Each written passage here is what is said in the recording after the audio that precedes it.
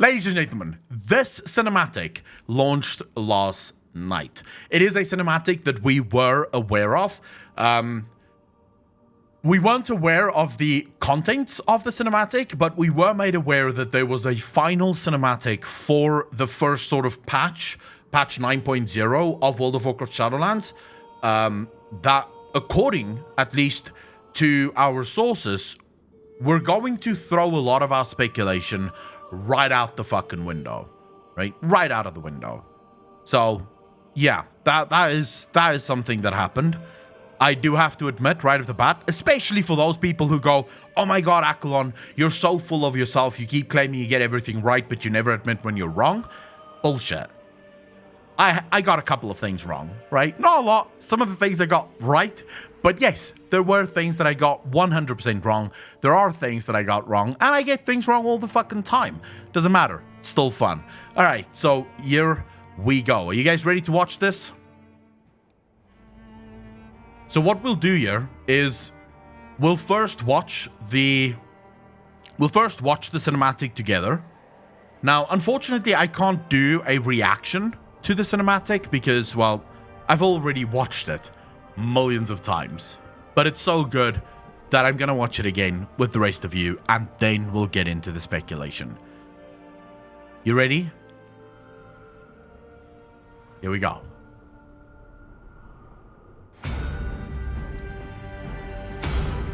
Sire Denathrius has been taken prisoner. What is our plan to recover him? Every soul has its purpose. Denathrius has fulfilled his. We must forge our next weapon. He's not ready. Then a more direct approach is necessary. We have not come this far, only to falter now. You know what must be done.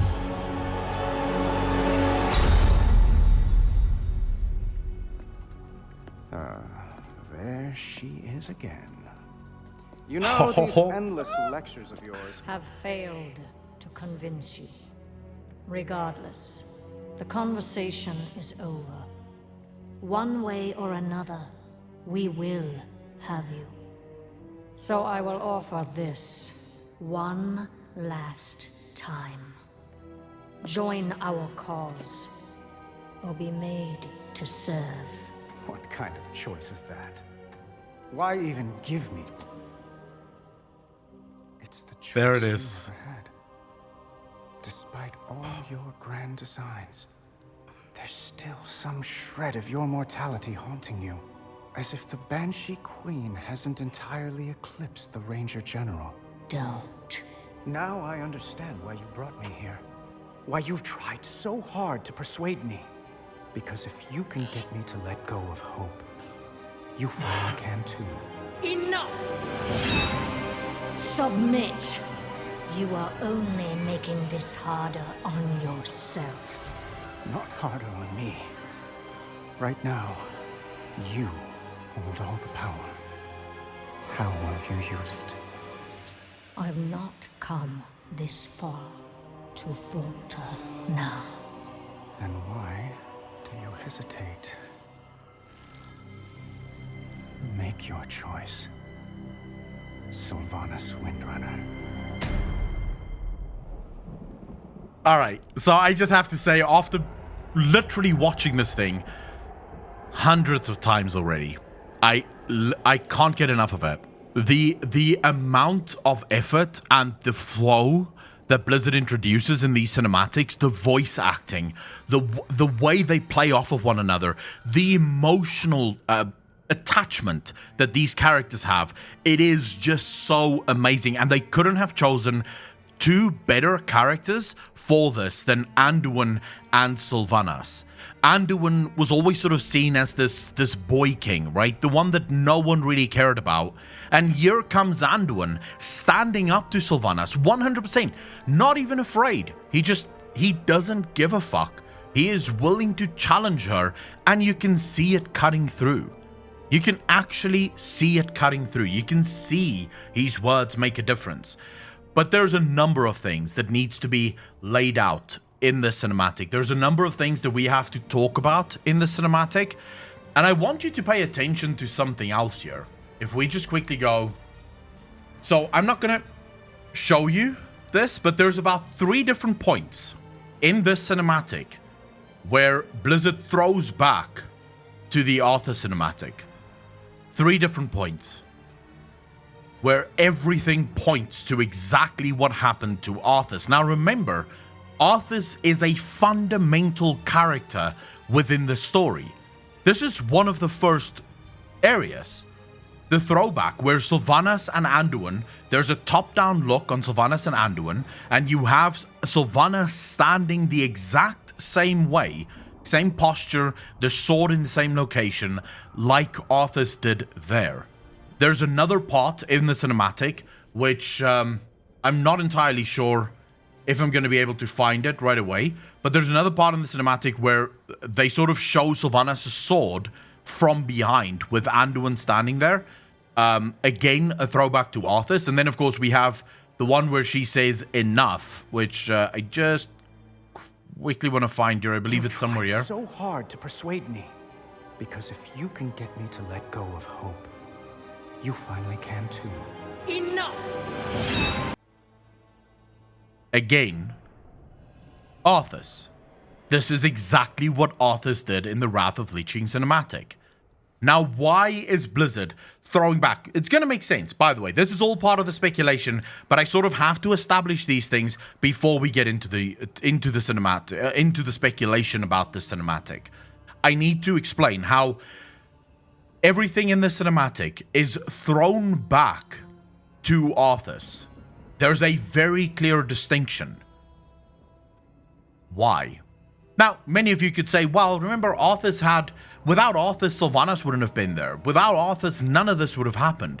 And you could be correct, but I believe there's far more going into this. There's a far deeper story being told here than just, oh, you know, Arthas was the one who started all of this shit. There's something else going on here. And I wonder if how many of you have actually figured this out. So let's go bit by bit. As you know, I love to do with cinematics. And yeah, I realize that this is the first video of many that will come out of the cinematic. I don't doubt the fact that I'll probably end up making 5 or 6 videos on the cinematic, because that's how I do things with cinematics. I always find something fucking new that gets the ball rolling once again. Sire Denathrius has been taken prisoner. What is our plan to recover him? Every soul has its purpose. Denathrius has fulfilled his. Alright, so first thing I want to point out there, remember what the jailer just said there. Every soul has its purpose, Denathrius has served his. That's going to be important in a moment. But I want you to take a look at what is happening in front of us right now. Zuval is opening a portal using the runes. Now, runes is a language of magic, right? We've speculated multiple times on what exactly the language could be. The best we've come up with up until now is that this is the language of the first ones. This is a very ancient language, and the runes are sort of used to channel certain types of magic.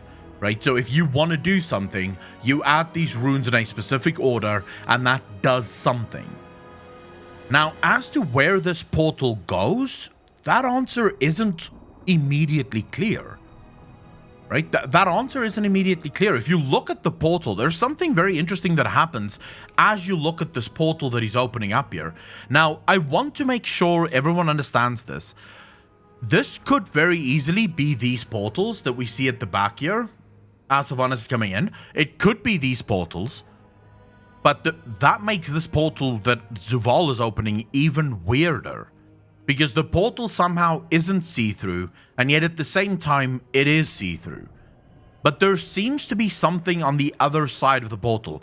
It's not really important, but I do want to point it out in case it has some kind of future relevance, in case there's something in the future that we discover from them. Now, last night during the during the discussion on Discord, we basically narrowed down what Zuval pulls out of that portal to two things. Number one is a piece of ice from the reaches, or the furthest reaches of the Twisting Nether. We know that that ice was used to encase the original Lich King, so that ice has certain properties to most likely house a soul. That is one of it. The other thing we sort of landed on with the crystal that he pulls out of this portal is a soul stone, an empty soul stone. Now, for those of you that don't know what I'm talking about, the original Warlock soul stone had a very similar look to it. It was purple, which means, you know, it was filled with a soul, and we never actually got to see the empty soul stones. But there is a chance that this is a soul stone that already houses a soul, right? It may in fact be. Now, the question to this: whose soul? Whose soul is inside that stone? Because we know this is a Mournblade.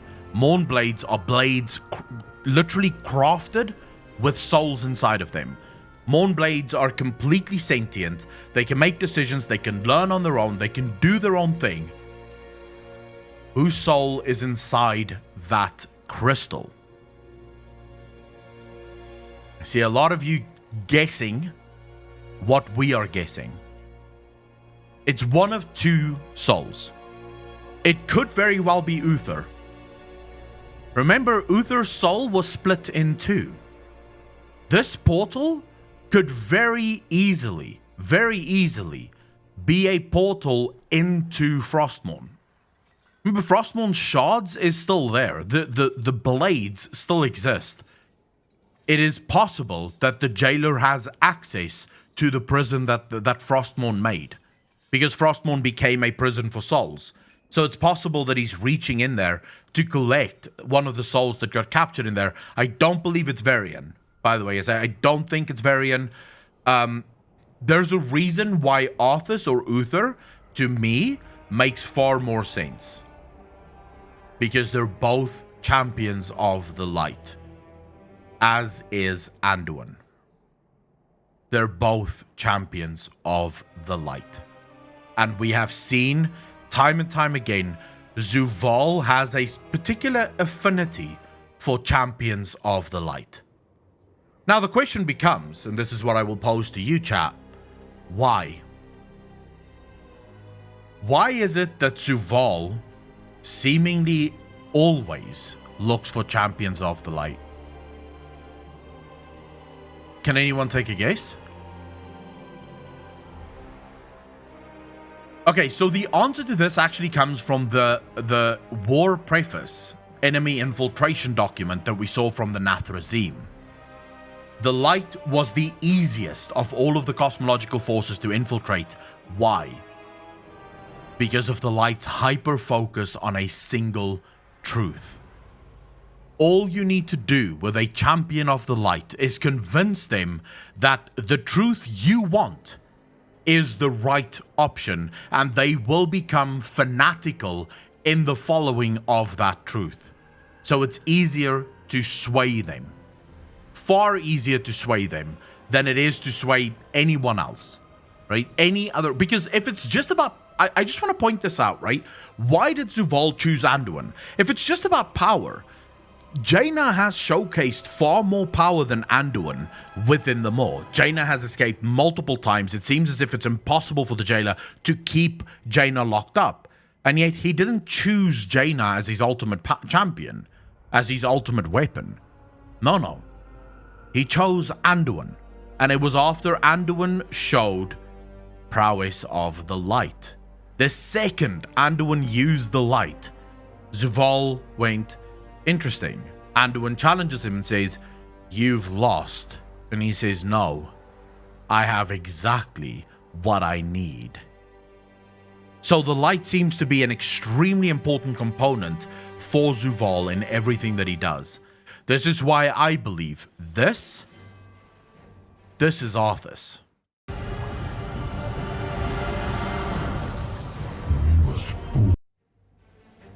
that is Arthas' soul. Blizzard did promise us that we would see Arthas once again. They never said that we would see Arthas as Arthas. We know that Arthas was plunged directly into the maw, and yet we've not seen him at all. We've not seen Arthas at all. Now, I want to make one thing clear. The amount of power that this blade would have. First of all, you have Charlemagne, which is already an extremely powerful weapon, infused with the power of Arthas, a soul of the light, or at least a champion that used to be of the light, still a great champion, right?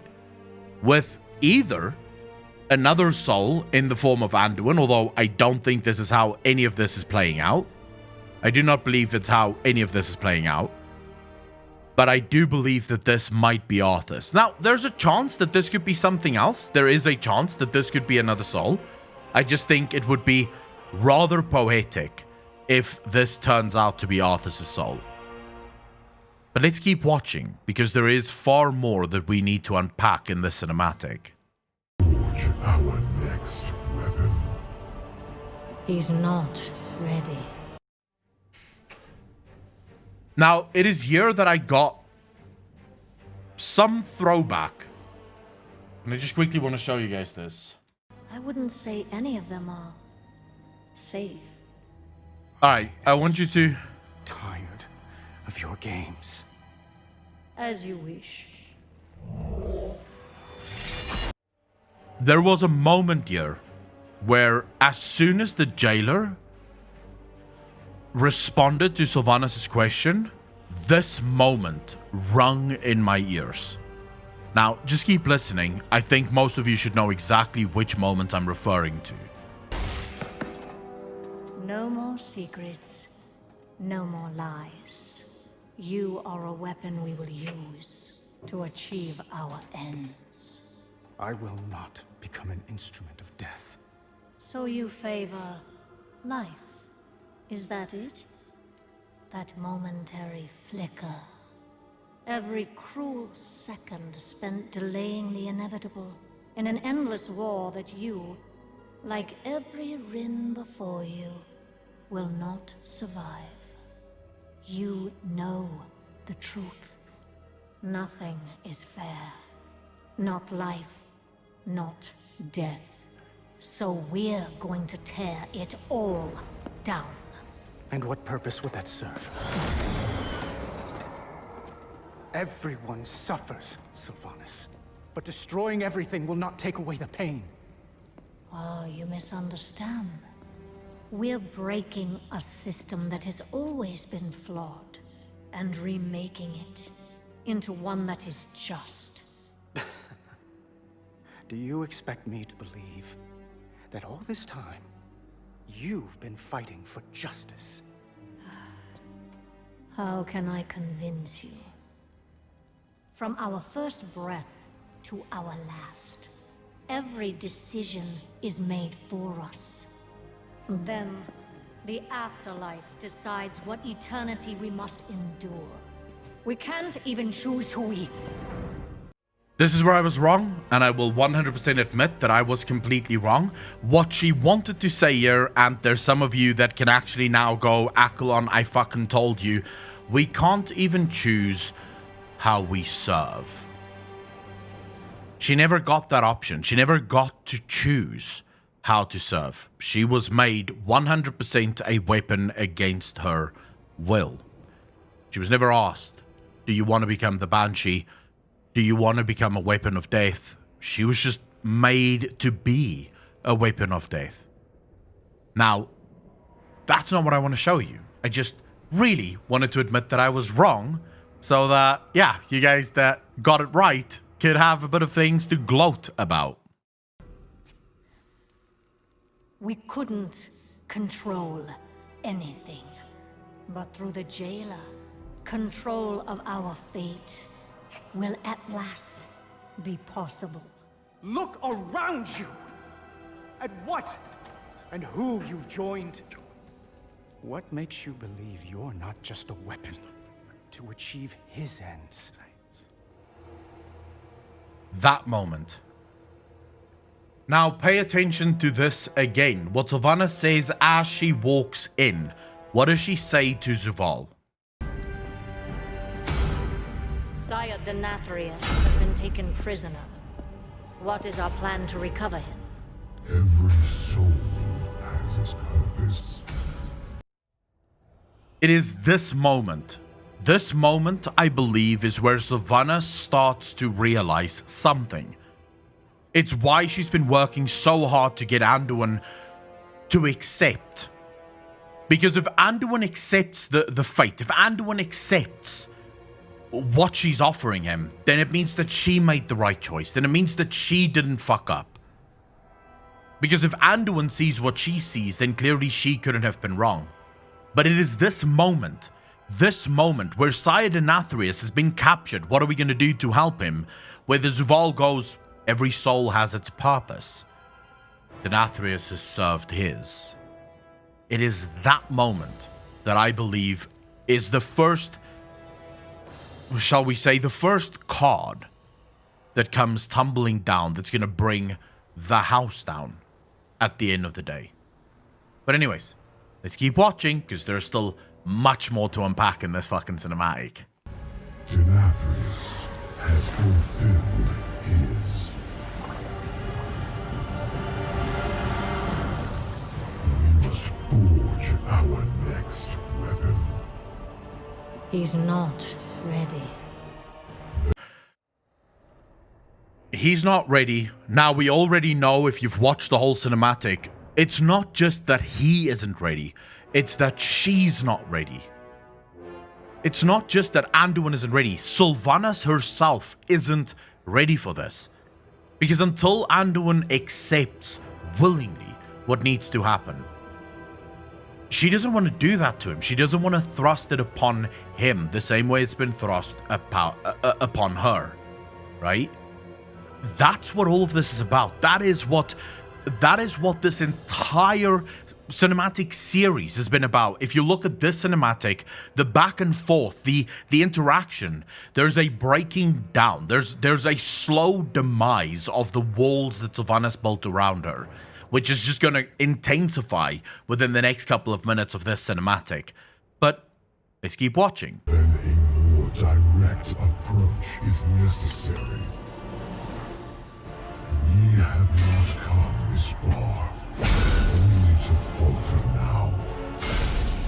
You know what must be done.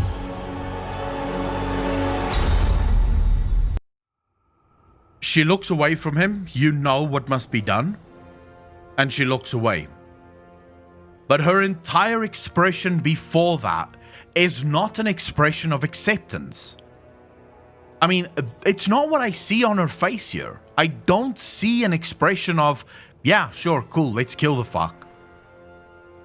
It's an expression of, you're right, Bastion, you get the idea that none of this sits okay with her, right?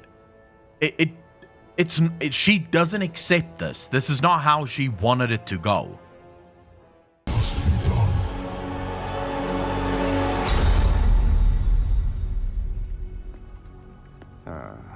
There she is again.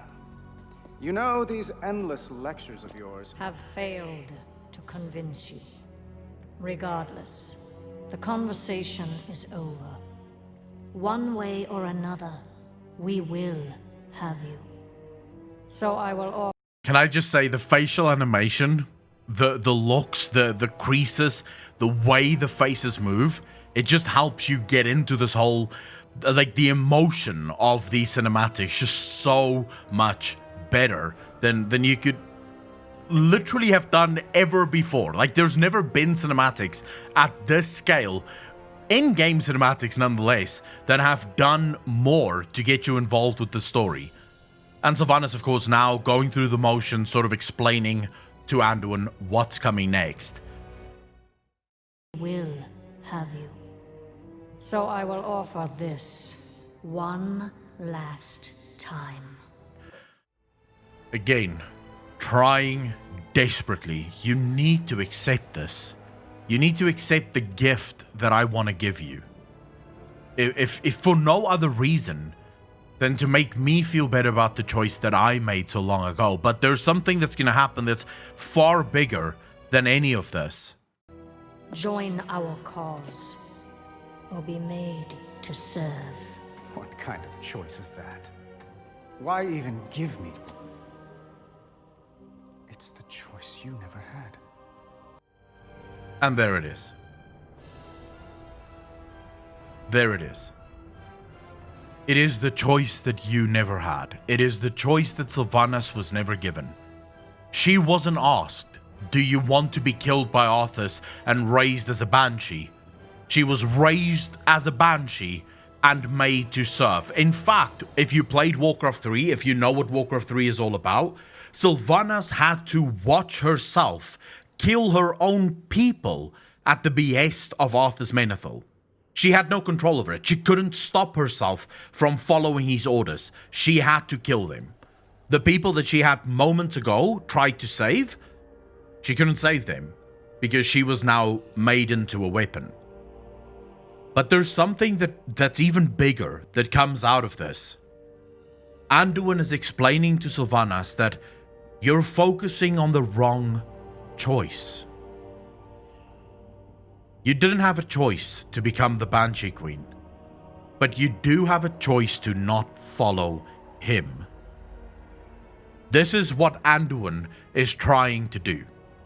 Anduin is trying to explain to her that I'm not... Sylvanas, the choice that you're focusing on that you were never given, that's not the choice you should be focusing on.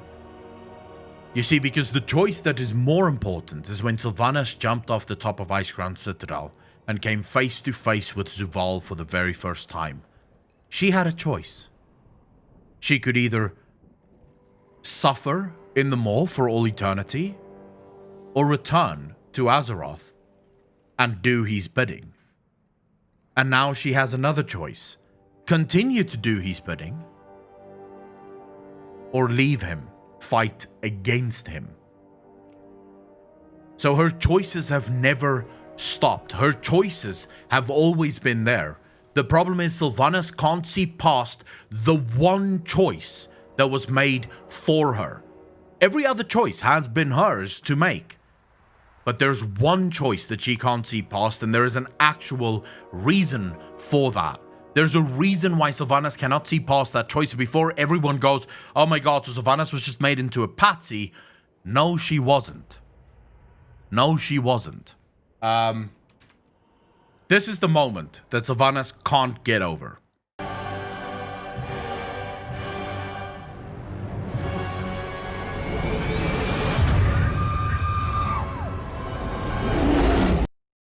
This is the moment Sylvanas can't get over, right? The moment where she was turned into the Banshee. The problem is that everyone will now go, yeah, but Sylvanas had plenty of other choices after that. The truth is she didn't. If you read, now I don't know how many of you read the short story We Ride Forth, because I already see it in chat. I've seen it on Twitter. People going, oh my god, Blizzard is just trying to fucking save her now. I can't believe Blizzard is trying to save her now. You know, oh my god, another fucking redemption story. The fact that none of you focus on the most obvious thing that is right fucking in front of you is actually fucking scary. It is actually scary. If you read We Ride Forth, all of this would have made so much more sense right from the beginning. In We Ride Forth, we get an explanation from the Death Knights. When a character dies and is brought back to life, they usually get stuck with a single emotion. All other emotions is foreign to them.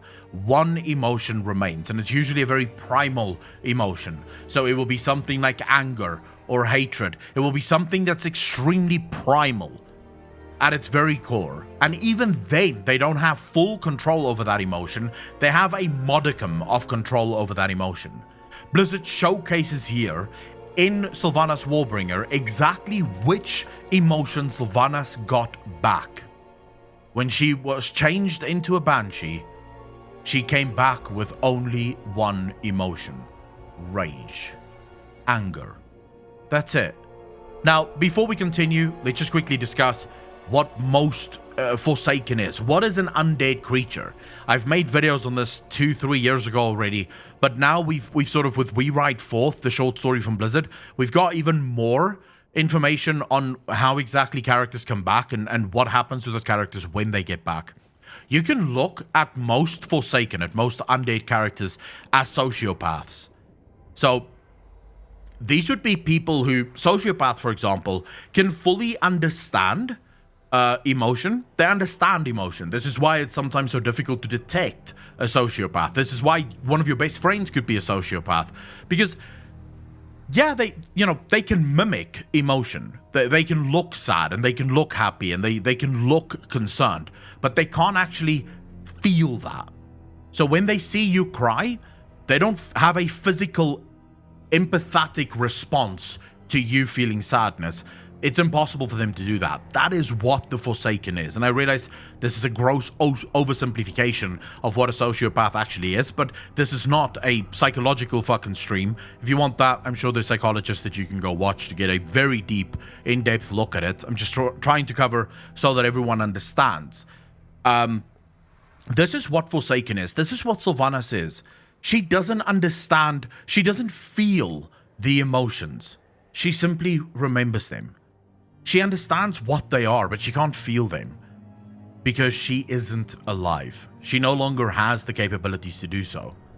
So every decision Sylvanas has made since then have been fueled by this rage, this uncontrollable anger to bring the world around her down. And what Blizzard is trying to showcase in these cinematics, time and time again, is how Anduin is breaking through. Anduin is the one guy, funnily enough, out of everyone else that seems to be capable of breaking through everything that Sylvanas has put up, all of the rage, all of the hatred, and speak to the small modicum, the part of her, the small part of the Ranger General that still exists within Sylvanas. Because yes, again in We Ride Forth, every undead character does have a small part of themselves that is left behind. Very tiny, oftentimes not enough to really control your actions, but it is there. If you can get it, if you can reach it, it is in there. You just have to really try, and somehow Anduin is managing to break through it. But let's keep watching. Despite all your grand designs, there's still some shred of your mortality haunting you, as if... Her response, looking at him, is confirmation. There's still a shred of your mortality left haunting you. She confirms that by looking at him. She looks away as he's speaking to her because it's truth. What he's saying there is cutting deeper than what she wants, and you can see her reaction to it just a few moments later. There's still some shred of your mortality haunting you, as if the Banshee Queen hasn't entirely eclipsed the Ranger General. Don't. Classic. This is classic Hollywood stuff, right? This is what happens in Hollywood. Don't, right? It's basically as classic in Hollywood as the whole someone walking in while you're cheating on your girlfriend and then they go, it's not what it looks like, right? Instead of just explaining that it's really not what it looks like, they go, it's not what it looks like. That's basically how classic a Hollywood thing that is, right? Don't. Sylvanas saying stop. I don't want this. I don't want you diving into my fucking deepest... You can think of it this way. You can think of it this way. If you have, and we've all had those moments, something happens to you that's really deep, really hurtful, it brings you a lot of sadness, and then you have this one person that cuts straight through the bullshit and pokes that wound inside of you, like just keeps poking at that wound, that's her reaction here. Don't go there. That's a part of me that I have locked away. That's a part that I don't want. I don't want you to fuck around there. Now I understand the Banshee... Let's just watch this again, because yes, it is fucking hot. Sylvanas going don't. It is. I see a lot of people going I'm simping right now, and I have to agree, it is by far one of the hottest moments Sylvanas has ever had. And there's been so many. Still some shred of your mortality haunting you. As if the Banshee Queen hasn't entirely eclipsed the Ranger General. Don't. Now I understand why you brought me here. Why you've tried so hard to persuade me. Because if you can get me to let go of hope, you finally can too. Enough! That line was very interesting to me. What Anduin said there was extremely interesting to me, and this is where everything we've discussed up until now comes from. Sylvanas needs so desperately for Anduin to accept this. So desperately, because if Anduin accepts it, it means that she didn't make the wrong choice. It means that everything that she has done isn't for nothing. She trusts Anduin's judgment. So if Anduin makes this choice, if Anduin accepts the jailer's offer, if he accepts to become whatever the jailer wants him to become, then it means that she made the right choice. But if Anduin rejects it, then her own choice is called into question. Because again, what we just discussed, she's driven by rage and hatred, and I think she knows that. I think on some level she knows that she's not entirely herself. She doesn't entirely know what is the right choice. If only Anduin made that choice, that would be the right one, and that would also give her the ability to believe in what she's done up until now. Again, this crazy kickback to the Arthas cinematic. We see Charlemagne for the first time remade into an actual Mournblade. And I don't know about you guys, but here's where things get really interesting. Sylvanas doesn't want to kill him.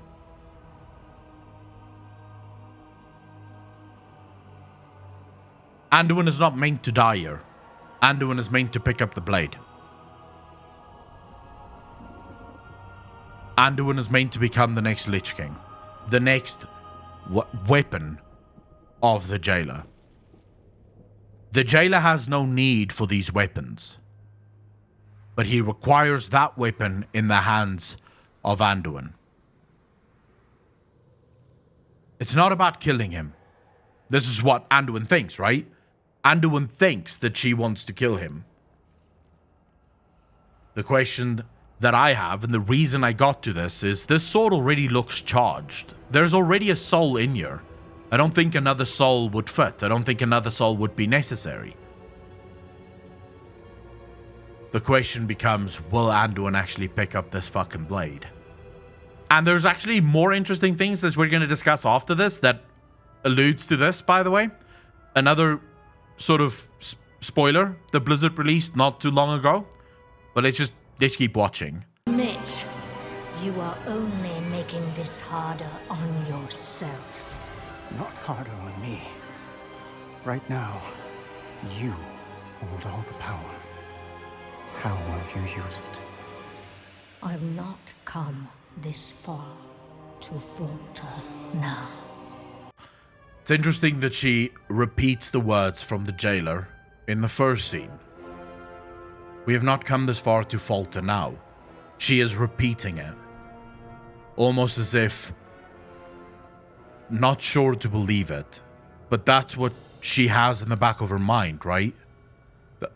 I've come this far. I'm so close. I'm so close to tearing it all down. She's trying to convince herself. At least that's the idea that I get. Sylvanas is desperately trying to convince herself this is the right thing. This is the right thing. I need to do this. Then why do you hesitate? Make your choice, Sylvanas Windrunner. Make your choice, Sylvanas Windrunner. She's not going to do it. Spoiler alert, she's not going to do it. I just want to put that out there for everyone before we go into what you guys actually think, because I do want to know what you guys think. The next cinematic that we see will be Sylvanas actually either working with Anduin in order to set things right, or maybe now going basically with the motions until they can get one over. But the fact of the matter is, nothing about Sylvanas' demeanor in this final moment suggests that she's willing to do that. Nothing about what Sylvanas is doing in these final moments. I'm just going to play it again for all of you so that if you can point to anything that shows that this is the face of someone ready to do what is necessary, right? That you can point that out to me, because that's not what I'm seeing here. How will you use it? I've not come this far to falter now. Then why do you hesitate? Make your choice, Sylvanas Windrunner. That is not the face of someone who is ready to do what needs to be done. And now we'll go to chat. Chat, what do you guys think?